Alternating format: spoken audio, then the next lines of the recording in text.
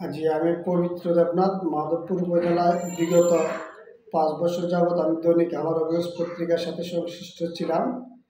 তারপর আমি বিভিন্ন অনলাইনে নিউজ করি। অনলাইনের দৈনিক আমার অভিযোগ বাংলা, দৈনিক বাংলাদেশ নিউজ টাইম, দৈনিক পরিবর্তন, এমটিভি বাংলা, এগুলোতে আমি অনলাইন নিউজ করি। দৈনিক সিলেট নিউজ সহ বিভিন্ন অনলাইন নিউজ পোর্টালের মাধ্যমে আমি নিউজের সাথে জড়িত আছি অনলাইনে।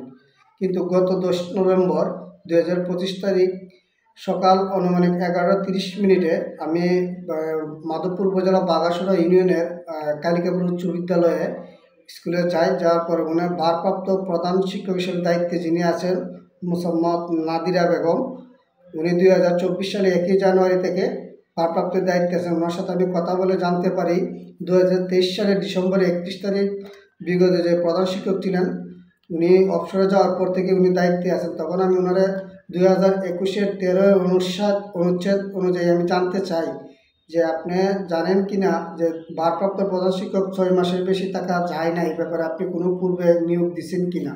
সে নিয়োগ দেওয়ার ব্যাপারে আমার সাথে আলাপ করে তারপরে ডকুমেন্ট দেখাতে পারে নাই। সে আমার কাছ থেকে 2 দিনের সময় চাই বলে শনিবার পর্যন্ত আমাকে সে ডকুমেন্ট দেখাবে এ কথা বলে, এবং স্কুলের বিভিন্ন দিক আমি পর্যালোচনা করে দেখতে পাই উনি স্কুলে 3 জন শিক্ষক প্রাইভেট পড়ান। উনি স্বীকার আসছেন নিজের মুখে স্কুলের ছাত্রছাত্রীদেরকে। তারপরে স্কুলে যারা অ্যাবসেন্ট থাকে তাদের কাছ থেকে 10 টাকা করে চাঁদা নেন। এরকম বিভিন্ন কথা বলার পর আমি এক পর্যায়ে চলে আসি দুপুর 2টার দিকে। আসার পর হঠাৎ বিকাল 4টার পরে আমার ফোন দিয়ে স্কুলে নেওয়ার পর যাওয়ার পরে হঠাৎ করে আমার জোর করে যাওয়া মাত্রই শরীফ নামের আরেকজন টিচার ছিল, কী নাম কি নামটা আমি ভুলে বলাইছি, ওই টিচারে মিলে আমার জোর করে আমার কাছ থেকে মোবাইলটা কেড়ে নেয়।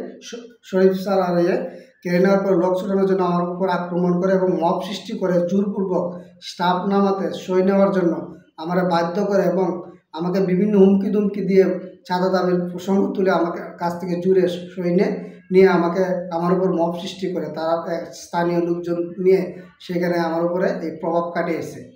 এটা আমি সুষ্ঠু বিচার চাই।